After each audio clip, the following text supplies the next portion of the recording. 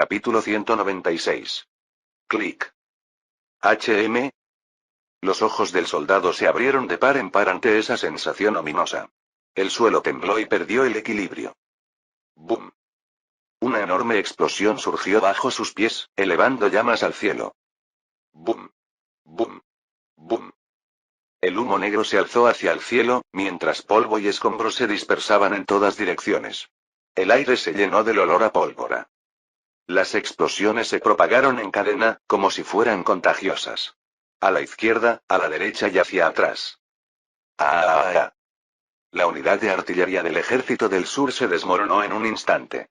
Aquellos que fueron consumidos por las explosiones y las llamas sin siquiera poder gritar fueron afortunados. Las quemaduras en todo el cuerpo eran lo mínimo. Muchos perdieron una o ambas piernas. La muerte comenzaba a acercarse a ellos. Incluso si sobrevivían, no estaban realmente vivos. Se acercan. Esquivad, esquivad. Un oficial, al ver cómo las llamas se elevaban con un estruendo a lo lejos y cómo las explosiones en cadena se acercaban cada vez más, gritó histéricamente. Los soldados dejaron incluso los cañones y se retiraron. ¡Bum! ¡Bum! ¡Bum! En algún momento, la dirección de las explosiones cambió. En lugar de avanzar horizontalmente, se dirigían hacia ellos en diagonal. ¡Maldita sea! ¡Bum! ¡Bip!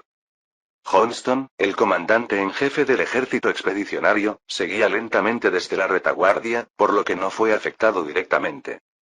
Solo sintió un ligero zumbido en la cabeza por el enorme estruendo y la conmoción.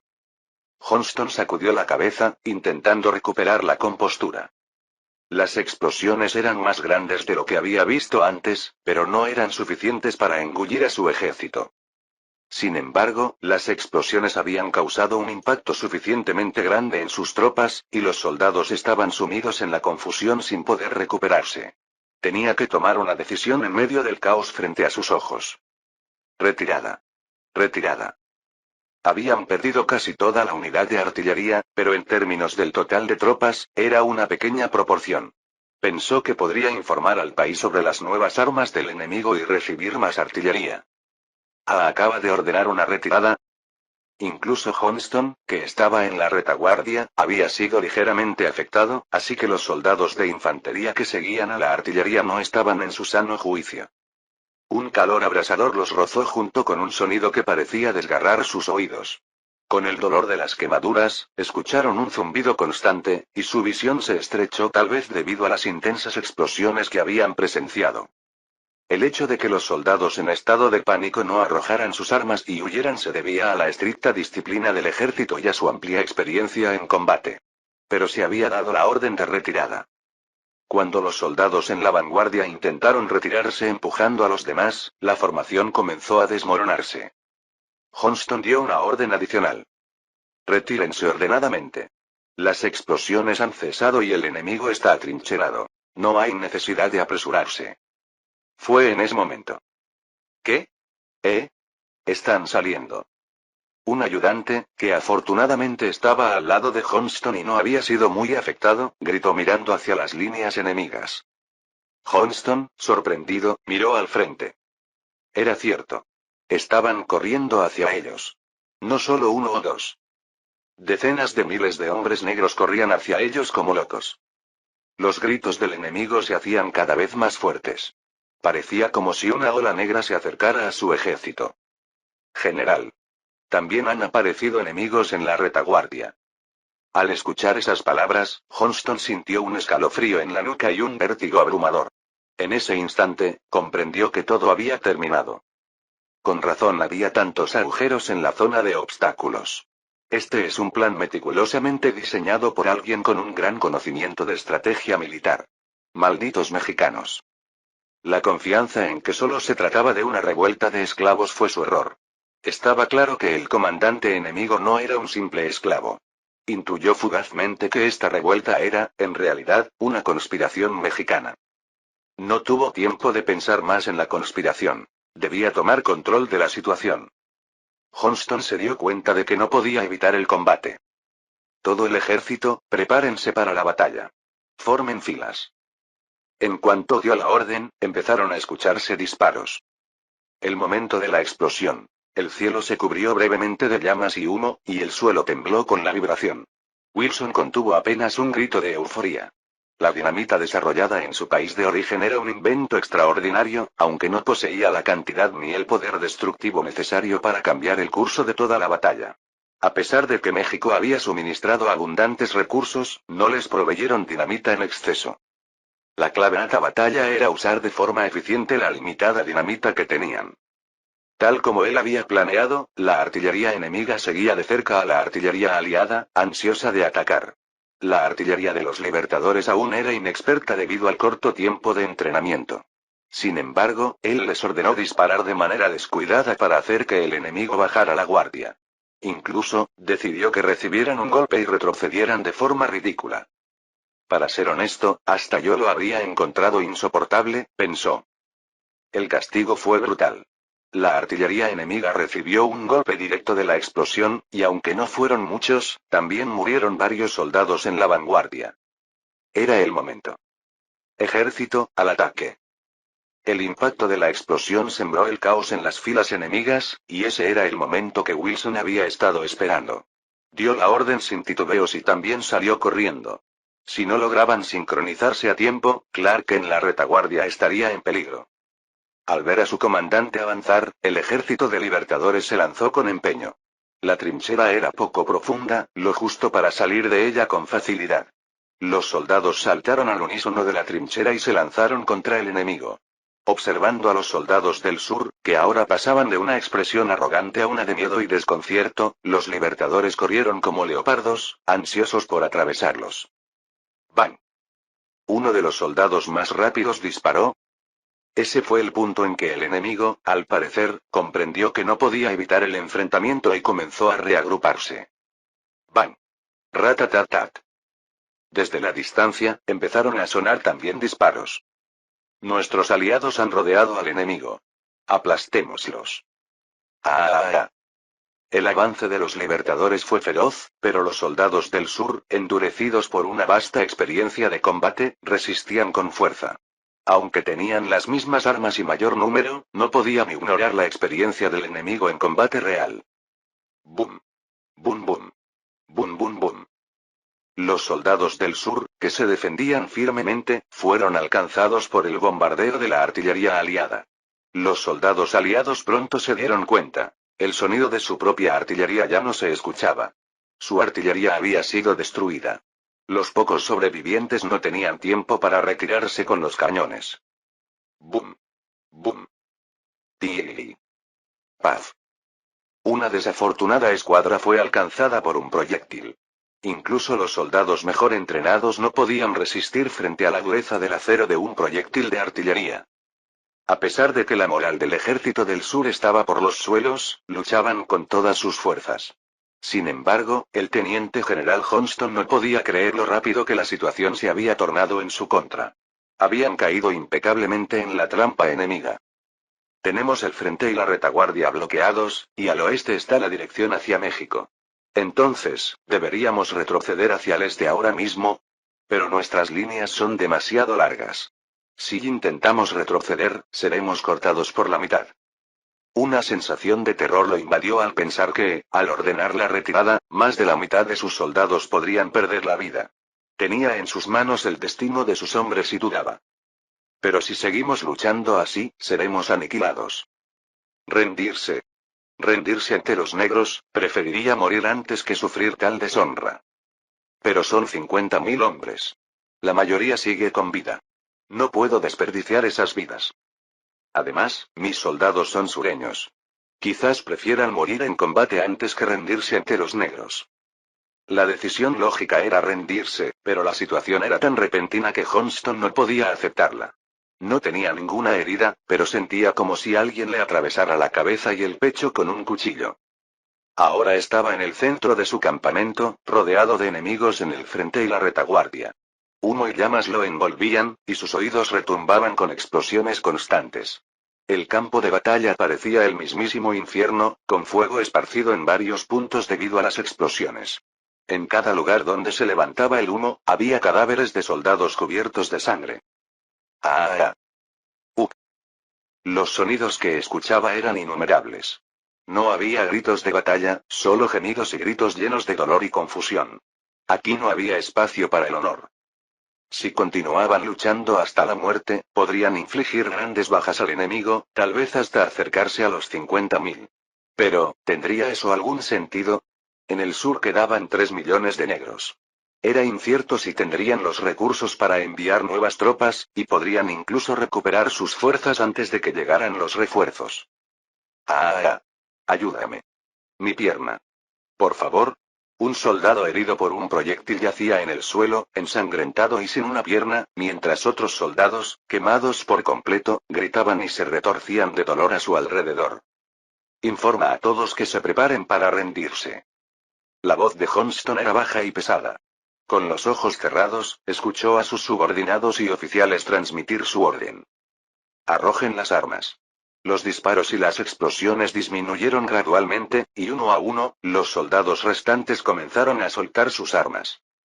Pensé que esos sureños lucharían hasta el final, pero parece que no tienen tanto valor, comentó un oficial emocionado por la victoria.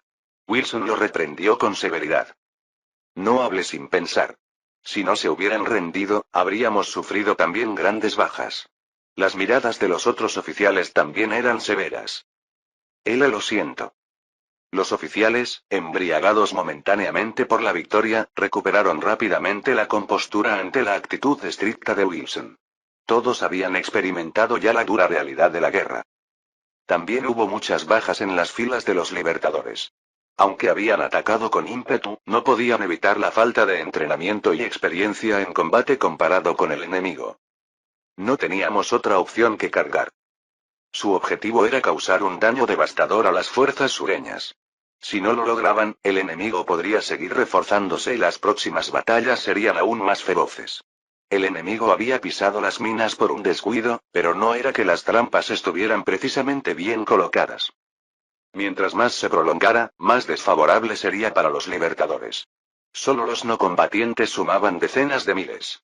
El consumo de alimentos y suministros era descomunal. Más que los suministros, si seguían perdiendo tiempo en Lake Charles, no podrían fortalecer sus posiciones. Debían ocupar más de la mitad del sur antes de que el norte derrotara por completo al sur para ganar capacidad de negociación. Verifiquen la identidad de los caídos e informen a sus familias. Sí, señor. Se celebraron los funerales. A los soldados rendidos del sur se les despojó de sus armas, pero se les permitió recoger y enterrar a sus muertos. Se distribuyeron raciones mínimas entre los más de 40.000 rendidos. Al saber que miles habían muerto, la sociedad de los libertadores cayó en una breve tristeza, aunque ya no sentían la misma ansiedad y miedo de antes. Habían ganado. Es triste, pero no hay tiempo para detenernos. Movámonos de inmediato. Al concluir los funerales, Wilson reunió nuevamente a las tropas. Liberaremos toda Luisiana para finales de este mes. El objetivo final es aquí. El lugar que señalaba Wilson era ese por el que ya habían pasado con hambre de victoria: Nueva Orleans. La ciudad más grande del sur y hogar de al menos 20.000 personas negras. De todas las ciudades y pueblos que el Ejército de Liberación debía liberar, este era el más imponente. Por su tamaño, no podían esperar que se rindiera fácilmente. Pero había muchos esclavos que liberar y contaban con abundantes armas y municiones, gracias a la absorción de las reservas del Ejército del Sur. Antes de que la noticia de la derrota del ejército sureño se difundiera, el Ejército de Liberación ya estaba en movimiento. Los soldados tomaron nuevamente sus armas y avanzaron. Sus pasos cargaban un profundo sentido de responsabilidad y una nueva esperanza. Capítulo 197. Un soleado día de otoño. Las hojas, teñidas de un dorado brillante, danzaban suavemente al compás del viento, y el cielo estaba despejado, sin una sola nube. La brisa no era fría, solo refrescante. El clima otoñal perfecto. En un día como ese, salí a inspeccionar el sitio de construcción. Todo marcha bien, comentó Diego mientras observaba el lugar junto a mí. Sí, todo va sobre ruedas. La construcción avanzaba paso a paso.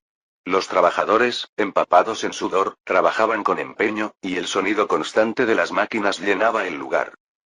Los arquitectos, con más de 10 años de experiencia, superaban mis expectativas, desempeñándose con gran habilidad. Su experiencia y destreza brillaban en cada rincón del sitio. Nadie dudaba en cumplir las tareas que les habían sido asignadas. Con este nivel, podemos afirmar con orgullo que nuestras capacidades de construcción y obras civiles son las mejores del mundo. Jajaja, yo ya lo creía hace tiempo. La verdad, yo también lo pensaba. Ortega Construcciones empleaba materiales de vanguardia, como el hormigón armado, y métodos constructivos innovadores para la época. Los arquitectos, a quienes había guiado personalmente, llevaban más de una década trabajando en diversos proyectos, acumulando una rica experiencia. Majestad, como ya está definido el terreno, procederemos con la construcción según lo previsto. El arquitecto jefe, Damián, habló con cautela. Esto promete. Asentí con la cabeza. Aunque esta expansión era en respuesta a la creciente presión sobre la capital, toda la tierra obtenida pasaría a ser propiedad del gobierno. Planeaba subastar alrededor de la mitad del terreno al mejor postor, pero también tenía proyectos gubernamentales para esta expansión. El primero de esos proyectos era el recinto para la exposición. Damián, se convertirá en la primera exposición internacional del mundo. Confío en que harás un gran trabajo. Gracias por darme esta oportunidad, Majestad. Construiré una obra que maravillará al mundo entero. Los ojos de Damián brillaban con decisión y pasión. Su voz transmitía una mezcla de delicadeza y fortaleza. Damián, el responsable del proyecto de la exposición, era un arquitecto con gran sensibilidad estética y tenía experiencia trabajando conmigo en el diseño de la Universidad Imperial de Morelia.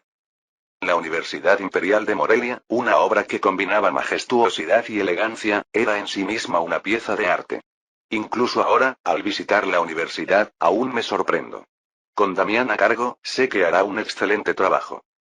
La primera exposición mundial, ese glorioso título lo llevará el Imperio Mexicano. Las exposiciones industriales habían comenzado como eventos para mostrar diversas tecnologías, pero también tenían una enorme importancia arquitectónica. En la historia original, la primera exposición internacional se celebró en Londres en 1851, donde el mundo quedó impresionado por el Palacio de Cristal, construido solo con vigas de hierro y cristal. Este tipo de exposiciones iban más allá de una simple muestra tecnológica. Elevaban el prestigio nacional y exhibían la competitividad internacional. Cada construcción en ellas era una oportunidad para mostrar el talento artístico y tecnológico de un país.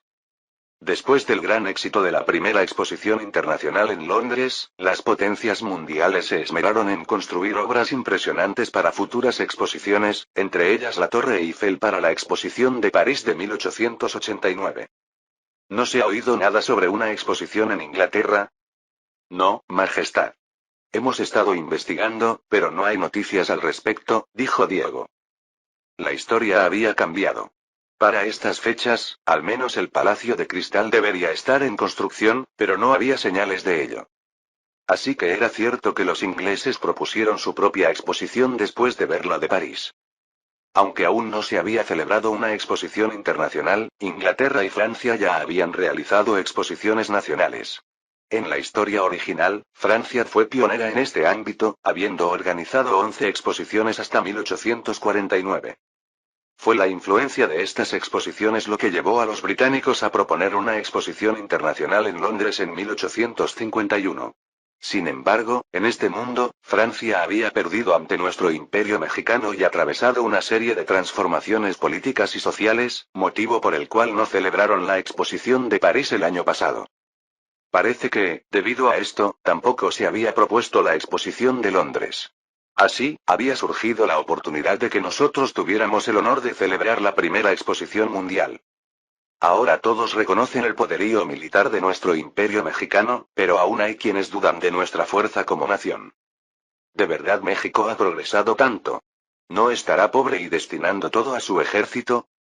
Esas dudas las destrozaremos. Solo unos pocos quedaron sorprendidos con el elevador en mi ceremonia de coronación. Quizás por orgullo, no hicieron demasiado ruido al respecto. Solo llegaron noticias de que varios países intentaban introducir elevadores en silencio. Sin embargo, con la exposición mundial no será así. Decenas de miles de testigos comprobarán nuestro avance tecnológico. Al regresar, satisfecho al ver la expansión territorial, me encontré con el director de inteligencia esperándome. Sin demora, me informó. Majestad, el Ejército de Liberación ha logrado repeler con éxito a las tropas de represión. Dame más detalles. Con 50.000 soldados del sur, no debió ser una batalla sencilla. Si lograban vencer a esos 50.000 del ejército de represión, el camino quedaría despejado, pero la victoria no era sencilla. No bastaba con armar a soldados sin entrenamiento adecuado. Esta batalla era una de las partes más arriesgadas y cruciales de todo el plan. Sí, señor. En primer lugar, usaron minas de dinamita. El director de inteligencia continuó su detallado informe. El uso intensivo de dinamita había sido clave. Si el comandante enemigo hubiese sido un poco más prudente, las cosas habrían sido realmente peligrosas, pensé. Pero el enemigo bajó la guardia y pisaron las minas expuestas. Aunque ya existían minas antes de la invención de la dinamita, jamás habrían alcanzado este nivel de destrucción, así que no era de extrañar que fueran sorprendidos. Además, seguramente subestimaron al Ejército de Liberación por su origen esclavo. Para nosotros, esto era una ventaja. Ahora, el sur no tenía nada más que hacer. Octubre de 1850. Presidente, se ha confirmado que los rumores sobre el alzamiento de los rebeldes son ciertos. Jefferson Davis se llevó la mano a la frente. Era una verdad cruel que no quería aceptar. Su rostro palideció y sus manos temblaban ligeramente. Cerró los ojos y trató de ordenar sus pensamientos en silencio. Entonces, la derrota del ejército de represión también debe ser cierta. Sí, parece ser el caso. El ejército de represión debía haber enviado ya su informe, pero no había recibido ninguna comunicación. Además, los informes confirmaban que los rebeldes volvían a actuar, lo cual solo podía significar que el ejército de represión había sido derrotado, y ni siquiera habían tenido oportunidad de enviar un mensajero. Este hecho debe ser clasificado como secreto de primer grado. Asegúrense de que quienes ya lo sepan guarden absoluto silencio. Sí, señor presidente. Si esta noticia se difundía, los oficiales y soldados de Luisiana y de los estados vecinos entrarían en pánico por la inseguridad de sus hogares, y su moral se desplomaría. Ese miedo se propagaría rápidamente por todo el frente, debilitando gravemente las fuerzas del sur. Davis sabía que debía mantener el secreto a toda costa para evitar ese resultado. Las ofensivas del norte se volvían cada día más severas, mientras el sur sufría una creciente escasez de suministros. Con las líneas de combate al límite, la caída de la moral sería la ruina definitiva. Davis miró por la ventana. Un cielo cargado de nubes oscuras. Parecía un símbolo del futuro de la Confederación.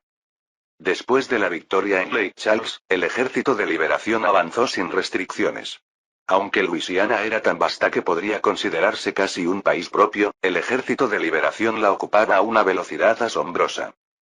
Tras derrotar al ejército de represión, el ejército de liberación ya no necesitaba concentrarse en un solo lugar.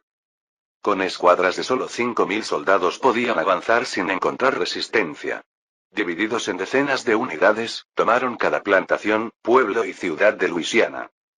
Comandante, hemos logrado ocupar con éxito toda Luisiana. La última operación pendiente era el ataque a Nueva Orleans. Mientras esperaban el asalto final, las noticias de victoria continuaban llegando desde todos los frentes, fortaleciendo la confianza del Ejército de Liberación.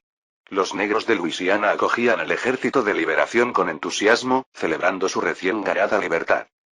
Parece que podremos atacar Nueva Orleans antes de que llegue el invierno. Había muchísimos negros en Luisiana.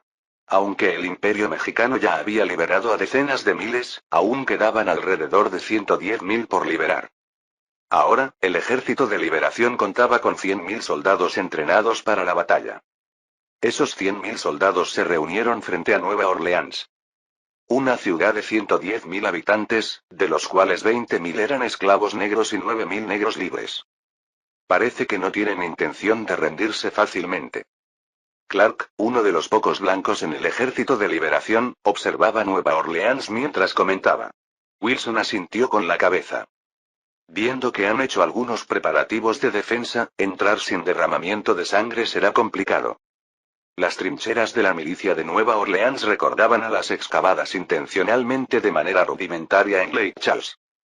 Los soldados comenzaron a prepararse para destruir las defensas de Nueva Orleans.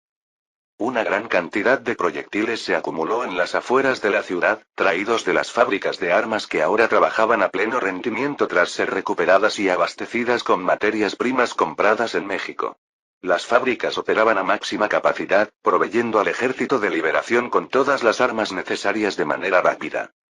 El Ejército de Liberación comenzó a rodear Nueva Orleans, cerrando cualquier posible salida.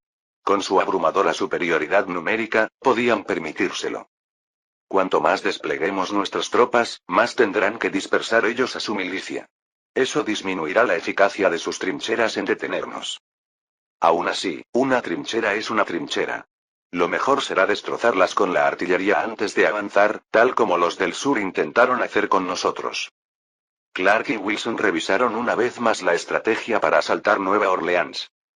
El día del ataque, Wilson se situó en el centro del ejército y observó a sus soldados. Su voz era solemne y decidida. Hoy liberaremos Nueva Orleans. Esta ciudad se convertirá en un símbolo de libertad. ¿Todos están listos? Sí. La artillería se colocó en posición y apuntó a las trincheras y las defensas enemigas. Fuego. Bum. Bum. Bum. Boom.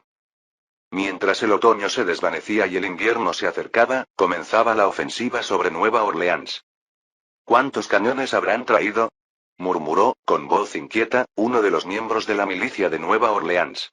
Aunque también contaban con cañones, la mayoría estaban viejos y en mal estado, pues los cañones en buen estado ya habían sido enviados al frente en el norte. ¿Con esta diferencia de fuerzas, tiene sentido luchar?, preguntó un recluta, que había sido obligado a alistarse, desde el interior de una trinchera. El alcalde insiste en que debemos resistir hasta el final. Dijo algo como que Nueva Orleans es el orgullo del sur. ¿Y cómo esperan que ganemos con esto? El hombre miraba con desprecio su viejo mosquete. Las armas estaban en condiciones similares a los cañones. Las mejores habían sido llevadas al frente. No solo faltaban armas modernas, también había escasez de hombres.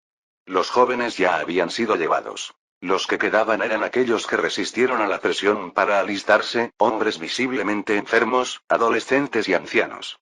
Aún en esta situación, el alcalde seguía insistiendo en resistir sin rendirse. Shiru. ¡Ac! Maldita sea. Un soldado, asomándose por la trinchera, fue alcanzado por un proyectil. ¡Bum! ¡Bum! ¡Boom! ¡Bum! ¡Boom! El estruendo de la artillería rompía el cielo sobre Nueva Orleans. La artillería del Ejército de Liberación disparaba sin cesar, destruyendo una a una las defensas de la ciudad.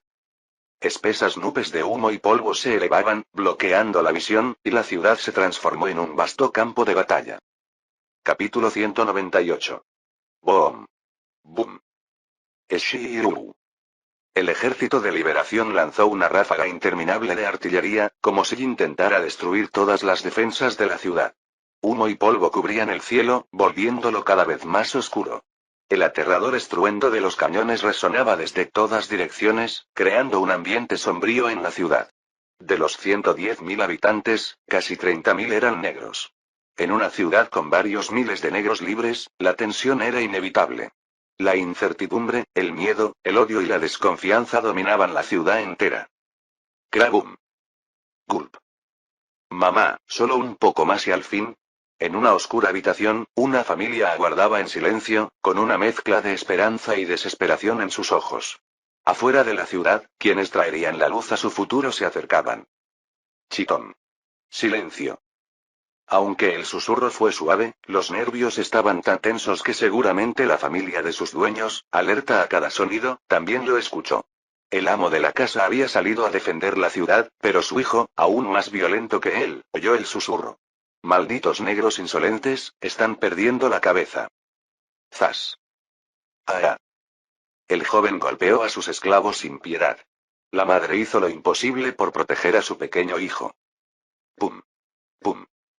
En la desesperada situación de la ciudad, las agresiones hacia los negros como vía de escape se volvieron comunes. Mientras tanto, los negros libres se estaban organizando. Todos los blancos capaces de luchar están fuera de la ciudad. Esta es nuestra oportunidad. Sí. Liberemos a nuestros hermanos ahora mismo. No hagan tonterías. Si esperamos, el ejército de liberación vendrá. ¿No pueden aguantar unas pocas horas? Es cierto. Es peligroso. Si usamos la fuerza dentro de la ciudad, podrían usar eso como pretexto para exterminarnos. ¿No ven cómo están esos tipos? La discusión dividió a quienes querían levantarse de inmediato y liberar la ciudad y a aquellos que abogaban por esperar en silencio. Y, desde lejos, alguien observaba atentamente el edificio donde se reunían. Los blancos también sabían que los negros podían rebelarse en cualquier momento.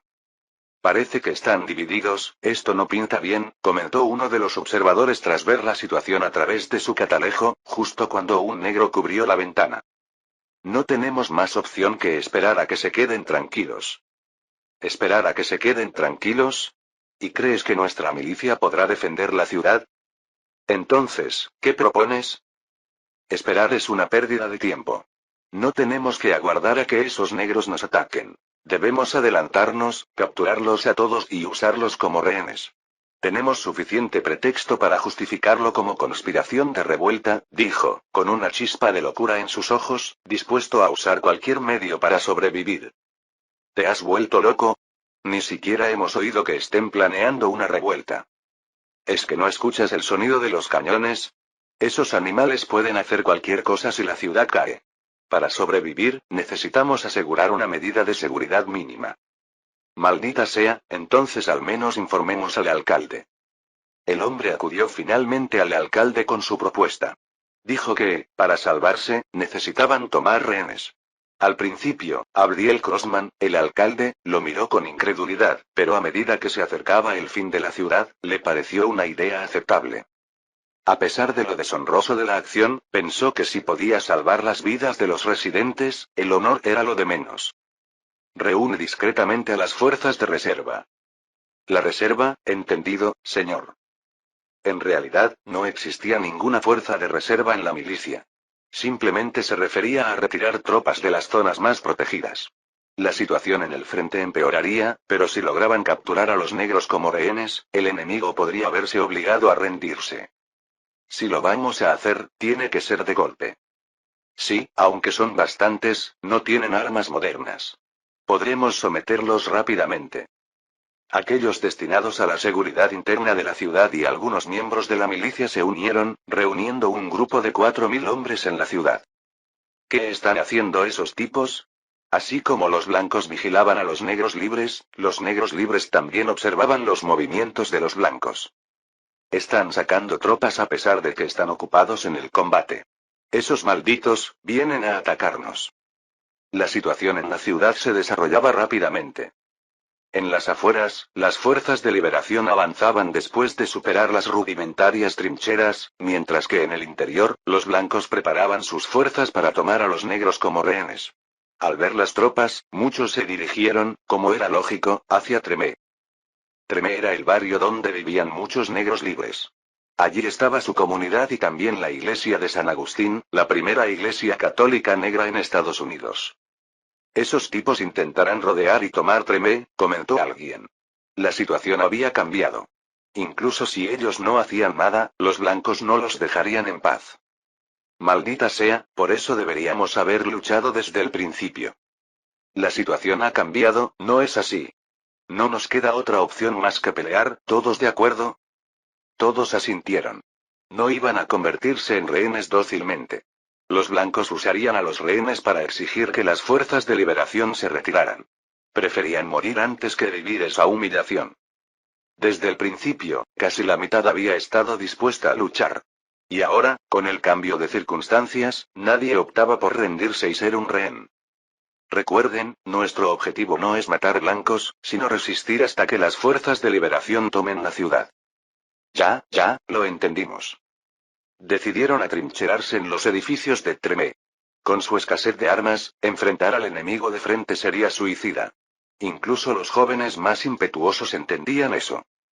Bloquearon completamente las entradas y se prepararon para resistir desde el segundo piso o desde las azoteas. Apenas habían pasado unos 30 minutos desde que repartieron las armas y se prepararon cuando se escucharon gritos desde afuera. Salgan todos. Era James, el hombre que había propuesto la estrategia de los rehenes. Nuestra ciudad, Nueva Orleans, está siendo atacada. ¿Y ustedes creen que tiene sentido quedarse encerrados en casa? No son esclavos, son hombres libres. Deberían pelear por la ciudad. Con su ejército, James vociferaba argumentos absurdos. Al no recibir respuesta, comenzó a mover sus tropas, rodeando toda la zona de Tremé. ¡Ataquen! ¡Saquen a esos cobardes de ahí! ¡Bang! ¡Ratatatat! Con los gritos sin sentido de James, comenzó el tiroteo. ¡Crash! Las ventanas de los edificios se rompían y las puertas se llenaban de agujeros. Tras una primera ráfaga de balas, los negros comenzaron a contraatacar. Sus viejos mosquetes y su poca destreza no eran ideales, pero la milicia tampoco era muy hábil. Solo contaban con más armas. La situación no se desarrolló como James había imaginado. ¿Será que algo está pasando dentro de la ciudad? El inesperado sonido de disparos desde el interior de la ciudad hizo que el rostro de Wilson se endureciera. Al mismo tiempo, su corazón comenzó a latir rápidamente, resonando en sus oídos. Intuía que algo grave estaba ocurriendo. Parece que es así. Tuvo la corazonada de que los negros estaban siendo atacados. No se necesitaba una gran capacidad de deducción. En una situación en la que la ciudad estaba siendo atacada por un enemigo, no parecía probable que los blancos estuvieran luchando entre ellos. Adelante. Nuestros hermanos y hermanas están siendo atacados. Tenían munición de sobra, así que no tenían que atacar de forma temeraria, pero las circunstancias habían cambiado. El enemigo ya estaba debilitado. Era un buen momento para presionar. Esta era la oportunidad. No había tiempo que perder. Wilson dio la orden con rapidez. Muere, basura. Ratatatat. Cuando las tropas, que sumaban cerca de 100.000 soldados, comenzaron a avanzar desde todas las direcciones, la línea del frente colapsó en un instante. La milicia ya había recibido una cantidad abrumadora de proyectiles y estaba completamente desorientada. ¡Uah! No es momento para vitorear. Corran hacia donde suenan los disparos. Sí, señor. 100.000 soldados empezaron a llenar la ciudad. Como resultado, la propuesta de James se convirtió en una catástrofe para los habitantes de Nueva Orleans. Van a ser juzgados por crímenes de guerra. ¡Qué tontería! ¿Acaso el ataque de ustedes a Nueva Orleans fue legal? A pesar de estar atado, James no perdía la compostura, y sus palabras demostraban su convicción inquebrantable de que no se había equivocado en su elección, aunque hubiera fracasado. Si es así, entonces toda su confederación del sur es ilegal, idiota. Cállate. Su boca fue amordazada con una gruesa cuerda. Los soldados miraban la escena con satisfacción.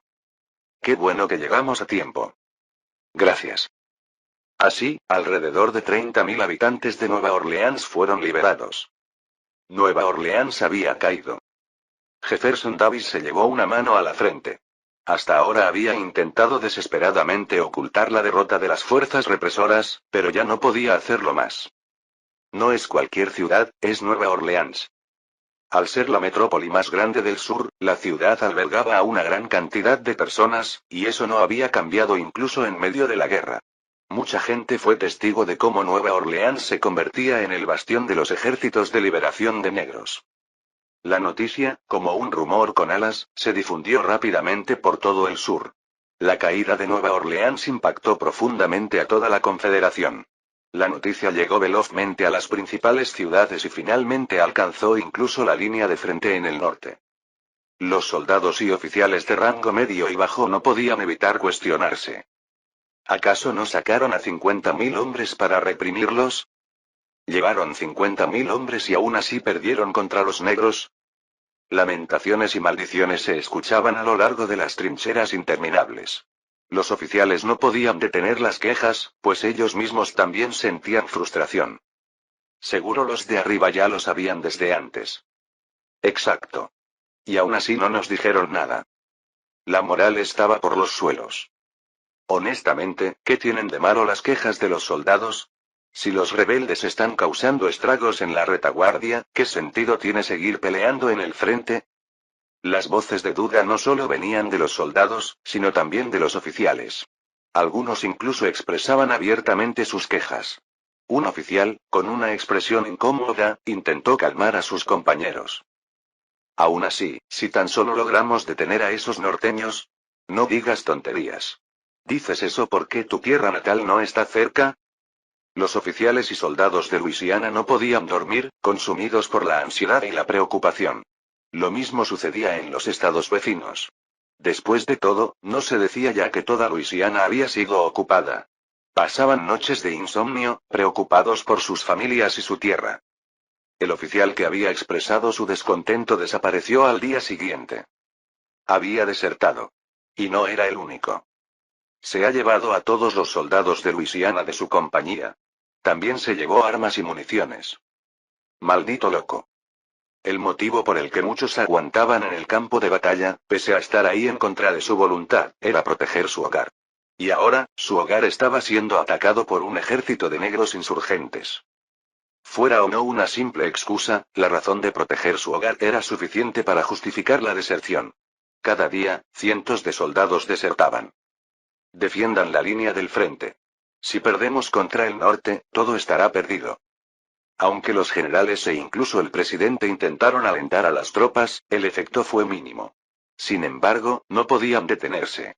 El presidente prometió pagos especiales para retener a los soldados. Mientras el ejército del sur luchaba desesperadamente por mantener la línea del frente, el ejército de liberación comenzaba a dominar todo el sur. La velocidad del avance del ejército de liberación era asombrosa. No había ninguna fuerza capaz de oponérseles. De vez en cuando, algunas plantaciones, pueblos o ciudades intentaban resistirse, pero las milicias locales no estaban al nivel de las tropas y el armamento del ejército de liberación. El fin de la Confederación del Sur se acercaba. Capítulo 199. Veamos. Con la expectación de un niño abriendo un regalo, tomé el informe en mis manos. En esas páginas estaban reflejados el esfuerzo y el tiempo dedicados. En la primera página estaba escrito: Censo del Imperio Mexicano de 1850. Rustle. Pasé la página. Comenzaron con los resultados. Me gusta. Gracias, Majestad, dijo el ministro del Interior, que había corrido con el informe en cuanto se completaron los resultados del censo. Hemos superado finalmente los 20 millones de habitantes.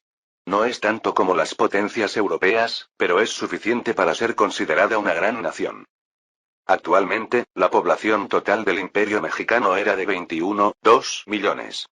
En el censo de 1845, la población había sido de 14,8 millones, lo que significaba que en solo 5 años había aumentado en 6,4 millones. Rustle.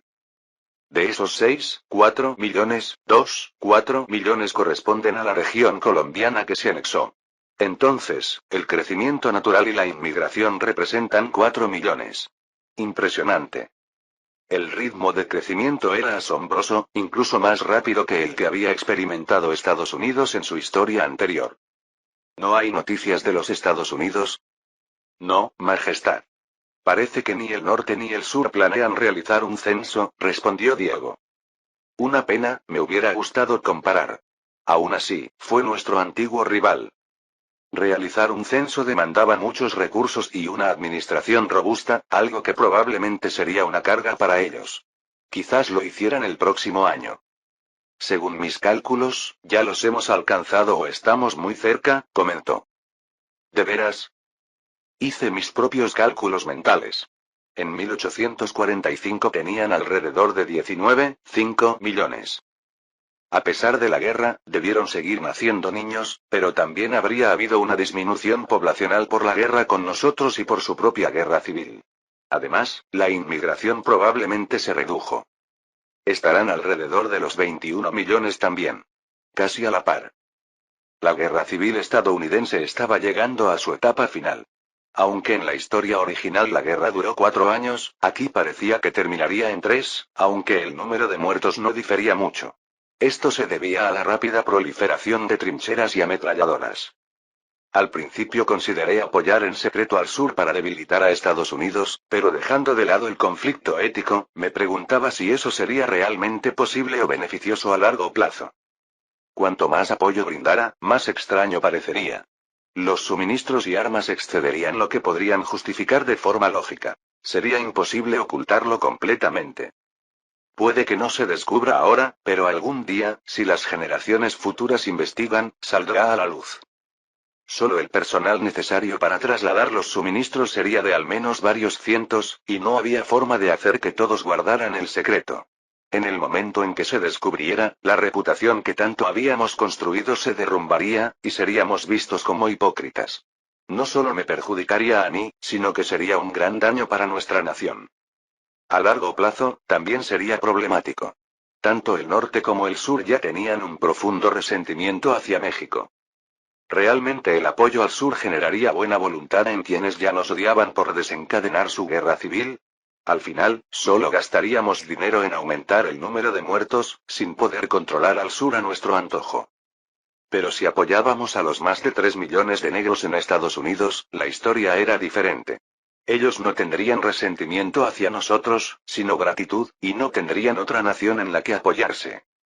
A los blancos del sur les incomodará un poco, pero, bueno, no es algo que me preocupe demasiado. El frente de batalla empeoraba cada día. Al frente. Retrocedan. A la trinchera de retaguardia. Retírense. Después de haber cavado esas trincheras con tanto esfuerzo, no resistieron ni 3 días antes de ser expulsados. Había desertores tanto entre los soldados como entre los oficiales. La fatiga y el miedo extremo se reflejaban en los rostros de los soldados, y sus ojos vacíos parecían haber perdido la voluntad de luchar. Desde el norte llegaba la noticia de que el estado de Tennessee había caído completamente. Presidente, debe retirarse. Las fuerzas de liberación se acercan. El frente norte era lo mejor que tenían. Al menos allí había algo que podía llamarse un frente. Solo unas pocas milicias de pueblos y ciudades intentaban contener a las fuerzas de liberación, pero ya habían llegado a Atlanta. El presidente y los líderes de la Confederación Americana se desplazaban cada vez más hacia el este. Tan lejos llegaron, que ahora estaban en Charleston, una de las grandes ciudades de la costa este, en Carolina del Sur. El general Smith también se ha rendido. Como dice el dicho, no hay paraíso para los fugitivos, y cuanto más movían, más se desvanecía la luz de la esperanza. La Confederación Americana se había rendido. Los blancos del norte vienen. Aceleren. Algunos desertores del ejército confederado bajan armados y se resisten. Aplástenlos. Sí, señor. El número de soldados de las fuerzas de liberación crecía a un ritmo increíble. Los 200.000 en Luisiana parecían muchos, pero solo era el comienzo. En Arkansas, eran 50.000. En Mississippi, 300.000. Y en Alabama, nada menos que 340.000. Cada día, el ejército de liberación sumaba otros 10.000. El crecimiento era tal que los 3.000 que iniciaron la rebelión en la primera fábrica de armas ahora debían cumplir el rol de oficiales. A medida que aumentaban las tropas, sus operaciones de liberación avanzaban sin problemas. Jamás pensé que se unirían todos sin oposición. La falta de resistencia se refería a los negros. Tanto los esclavos como los negros libres se unieron a las fuerzas de liberación, algo que ni Wilson ni Clark habían previsto.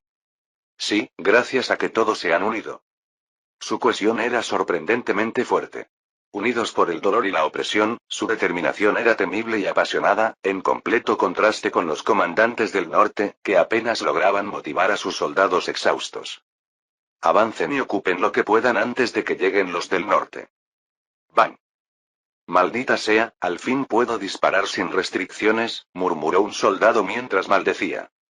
Aunque algunos se llevaron armas, la mayoría desertó sin ellas, y ahora sobraban las armas y municiones. ¿Y de qué sirve eso? De nada. Las líneas de defensa se desmoronaban. Cada día llegaban noticias de nuevas derrotas. Los comandantes ya no podían planificar operaciones militares, y los soldados estaban paralizados por el miedo y la ansiedad. Las líneas de defensa colapsaban rápidamente y las rutas de suministro estaban cortadas. Desde Tennessee hasta Carolina del Norte, nadie desconocía las noticias sobre los rebeldes negros. Su avance era rápido y devastador, como un incendio arrasando un bosque seco. El paisaje del sur cambiaba de un día para otro. Dicen que los negros han tomado Mississippi y Arkansas. ¿Qué? ¿Tan pronto? Escuché que hasta el presidente Davis está en peligro y tuvo que abandonar Atlanta hacia el este. No, no puede ser. ¿No tan rápido? Los rumores, sin confirmación, recorrían las trincheras junto al frío aire invernal. Cuanto más se difundían los rumores, más desertores aparecían. Incluso en el norte parecían estar al tanto, y arremetían ferozmente. Desde el norte, el ejército de la Unión avanzaba hacia el sur. Desde el sur, las fuerzas de liberación subían. En el oeste, México resistía, y en el este, Gran Bretaña bloqueaba el camino. A estas alturas, hasta el más torpe e ingenuo podía prever la destrucción. Los ataques enemigos no se detenían, ni siquiera en invierno. Enero de 1851. El general William ha comunicado que retirará las tropas del frente. Ahora aspiraban a algo mayor. Wilson habló. No se trata de matar o expulsar a todos los blancos. Lo importante es si nosotros, los negros, podremos vivir con ellos con derechos iguales. Escuchen las historias de nuestros camaradas del norte. Si no obtenemos poder, nuestras vidas, el desprecio y la discriminación contra nosotros, no cambiarán. Ellos ahora creían tener derecho a poseer el poder. Habían sido explotados y sufrían bajo los blancos desde que nacieron, y ya no querían seguir soportando esa situación. Pensé que a estas alturas solicitarían una negociación. El presidente Winfield Scott estaba desconcertado. Incluso tras el colapso del sur, el Ejército de Liberación no había intentado hacer contacto. Parece que piensan como nosotros. Ja, es absurdo. ¿Por quién hemos estado luchando todo este tiempo? Ni el Ejército de Liberación ni el Norte habían intentado dialogar primero. Ambos se limitaban a desplegar rápidamente sus tropas, esforzándose por ocupar más territorio del sur. La carrera entre ambos ejércitos continuó hasta que no quedó tierra por conquistar en el sur. Solo entonces el Ejército de Liberación estableció contacto, acordando una reunión en Atlanta, la misma ciudad que unos meses atrás era utilizada por el presidente de la Confederación del Sur. El gobierno de los Estados Unidos había tomado control de Missouri, Kentucky, Virginia, Tennessee y Carolina del Norte, mientras que el Ejército de Liberación controlaba Luisiana, Arkansas, Mississippi, Alabama, Georgia, Florida y Carolina del Sur. Ajá, especifíquelo bien. Nuestro ejército también se encuentra en el norte de Mississippi, Georgia y Carolina del Sur, declaró el secretario de Estado de los Estados Unidos, Daniel Webster. Pero ni siquiera han tomado una cuarta parte del territorio de cada estado. No veo la diferencia, replicó José Ramírez, el secretario de Relaciones Exteriores del Imperio Mexicano. ¿Qué está diciendo? Webster se enfureció ante el tono desdeñoso de Ramírez. Bueno, ahora eso no es lo importante, intervino Granville Leveson Gower, el secretario de Estado británico. Lejos de apoyar a los estadounidenses, parecía decidido a avanzar rápidamente en las negociaciones. Webster miró a Leveson Gower con una expresión de desconcierto, pero este lo ignoró. Toda su atención estaba dirigida al ministro mexicano. Webster comenzó a sentirse como si estuviera disminuyendo en ese lugar. Aunque los Estados Unidos pensaban haber ganado, la atmósfera en esa sala de negociaciones era muy diferente de lo que había imaginado. El Imperio Mexicano, el que prácticamente había sido la causa de la guerra civil, había logrado ingresar a la sala de negociaciones, argumentando ser un apoyo y defensor del Ejército de Liberación.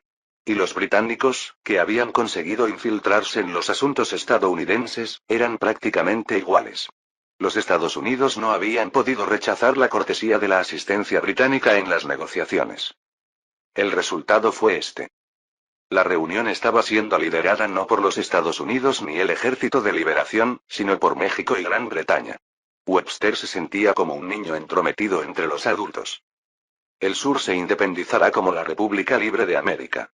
Esto es un derecho legítimo para quienes han sido explotados durante tanto tiempo por los estadounidenses, y nuestro imperio mexicano apoya firmemente esta independencia, declaró el ministro Ramírez, lanzando una bomba desde el principio.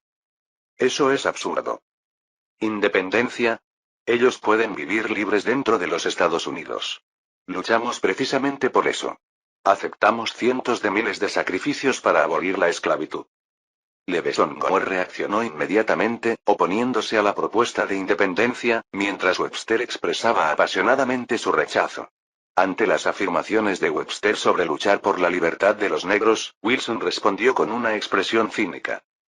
¿Y de qué serviría si todos los poderes políticos, las tierras, las casas, los edificios, las instalaciones de producción, las herramientas, la comida e incluso una simple prenda de ropa seguirán siendo monopolio de los blancos?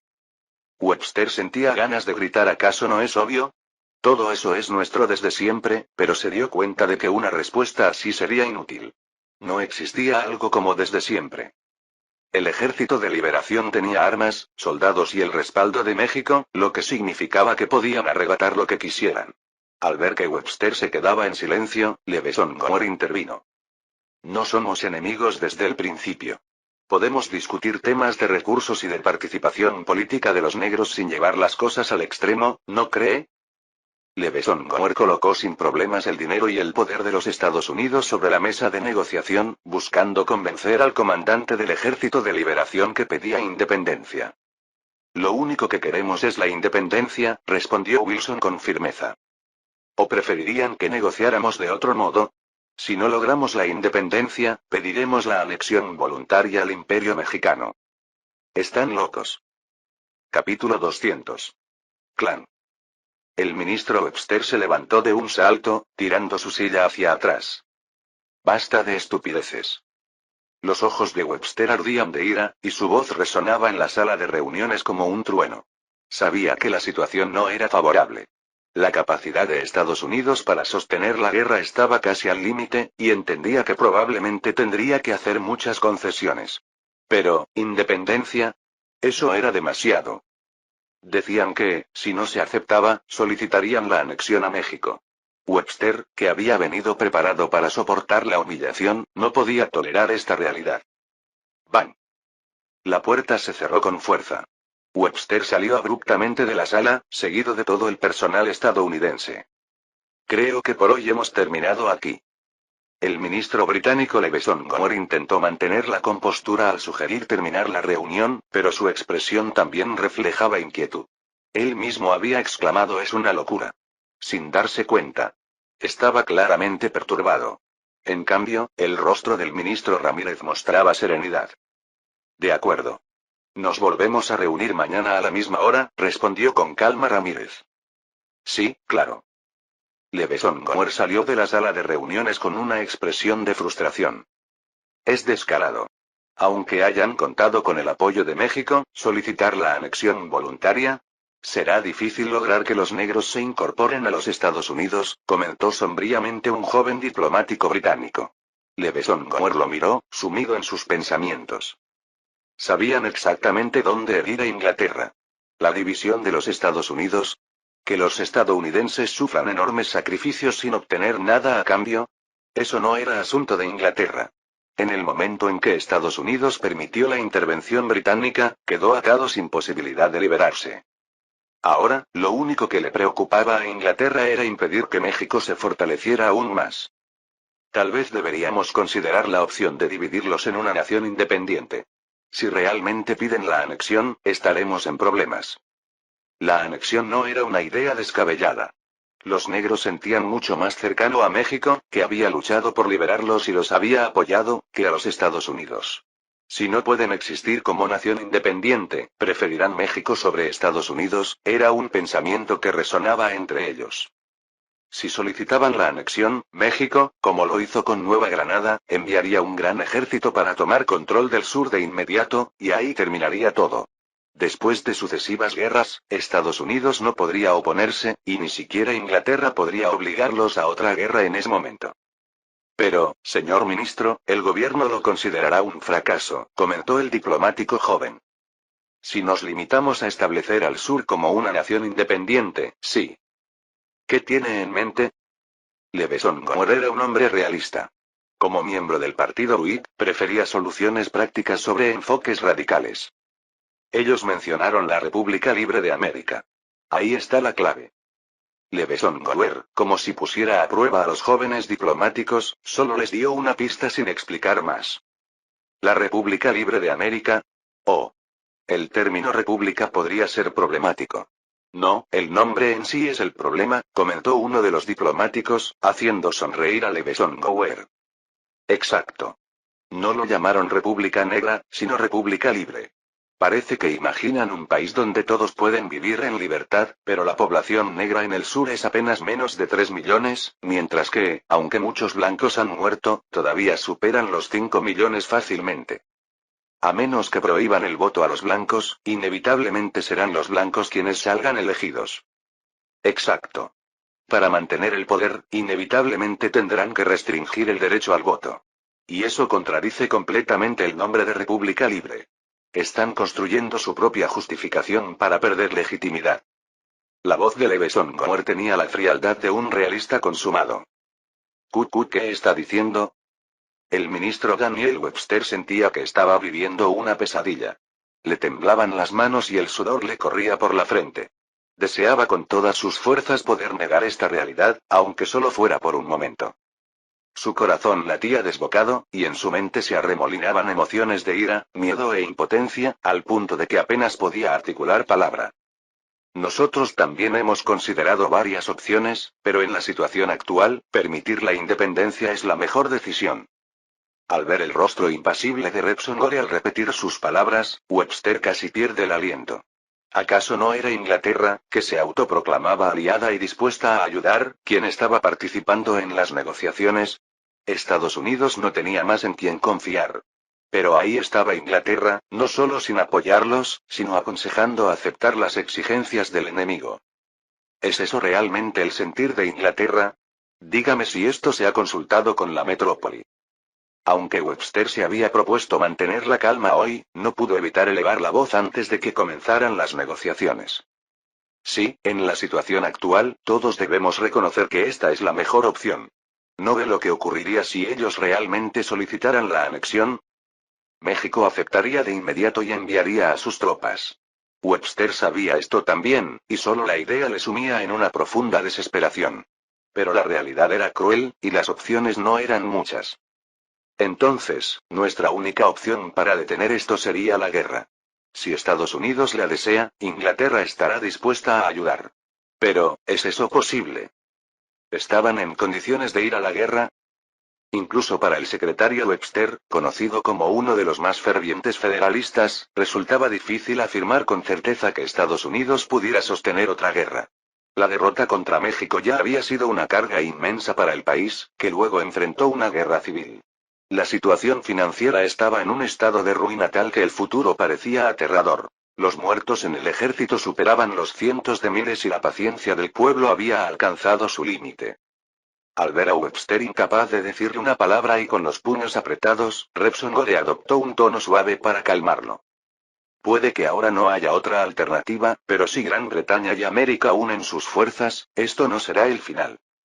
A pesar de que acordaron permitir la creación de un Estado independiente, no podían tomar las negociaciones a la ligera.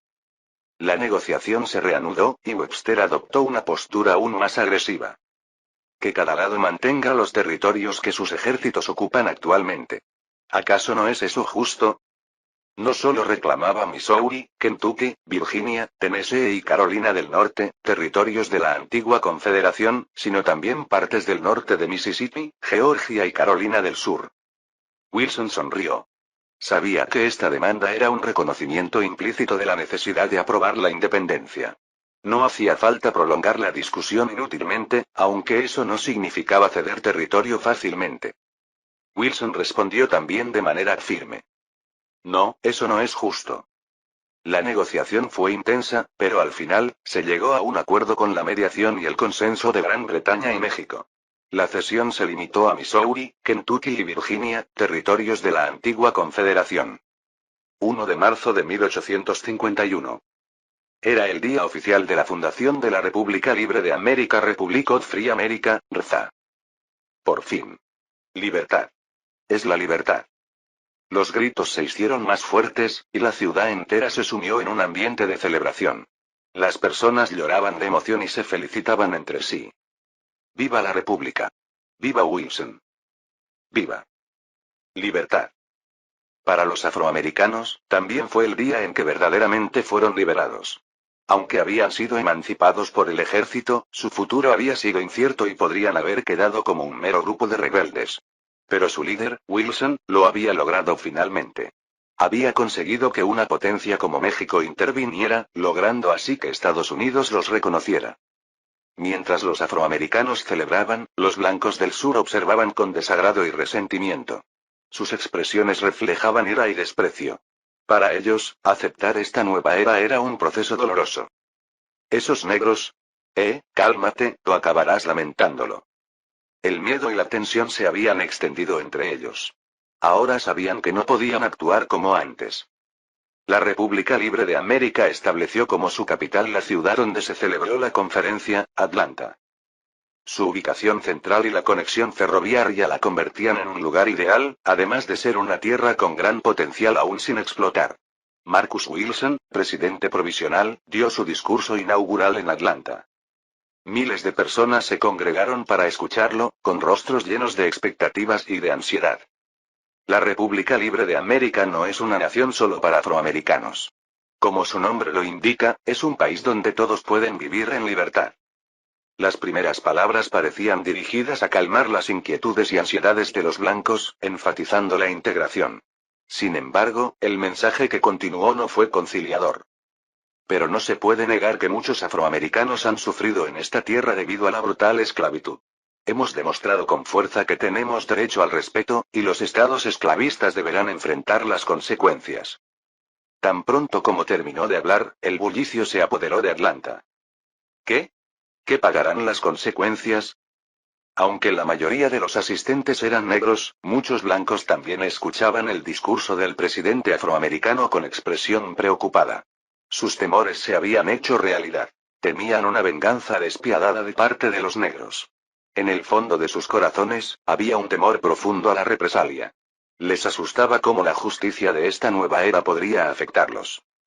Justo cuando las mentes de los blancos que escuchaban el discurso se llenaban de miedo, Wilson continuó hablando. No es nuestra intención hacer con ellos lo que los estados esclavistas hicieron con nosotros. No los golpearemos, ni los mataremos, ni los encarcelaremos en espacios estrechos. La venganza alimenta la venganza, el odio engendra odio. Esta cadena debe romperse aquí y ahora. Cuando hablo de pagar las consecuencias, me refiero simplemente a recibir el pago justo por el trabajo que ha sido explotado sin compensación durante tanto tiempo. Sus palabras causaron un gran impacto. Wilson había escogido la justicia y la reconciliación en lugar de la venganza.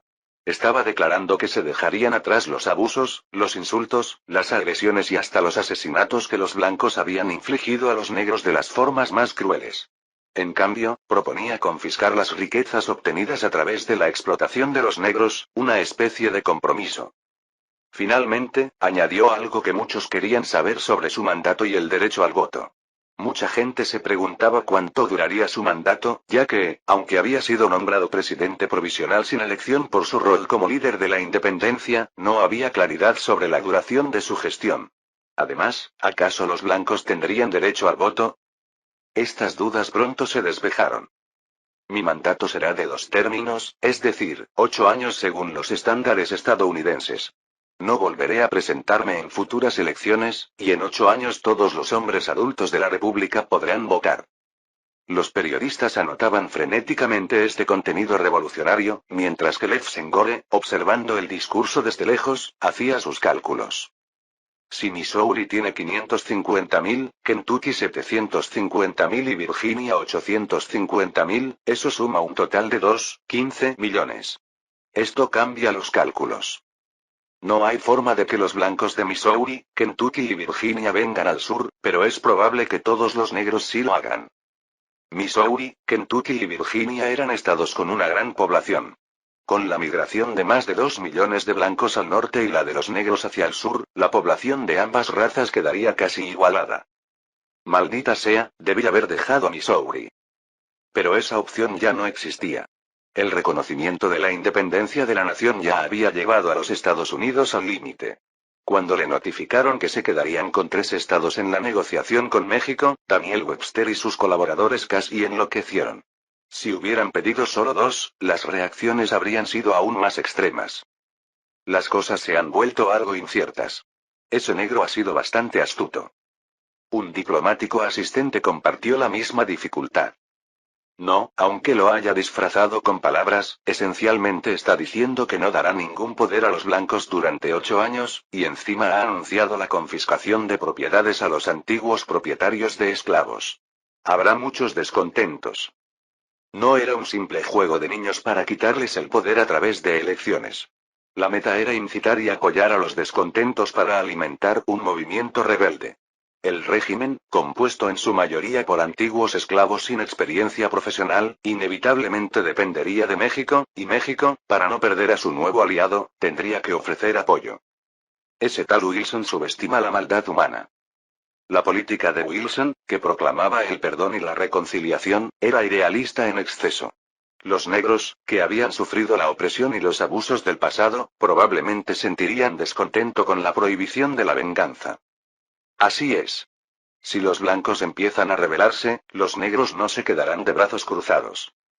La proporción entre la clase gobernante y la población gobernada no era ni de 10-1, ni de 2-1. Era de 1-1. Y hasta hacía poco, la relación de poder había sido la opuesta. Si estallaba una revuelta, el país entero se encendería rápidamente. En ese proceso, se acumulará más descontento, y conquistar los corazones de los blancos será prácticamente imposible. Muchos morirían, pero si eso lograba debilitar a México, no importaba cuántos cayeran. Ahora les toca a ellos sufrir. Les enseñaremos lo que ocurre cuando se lleva la ambición demasiado lejos.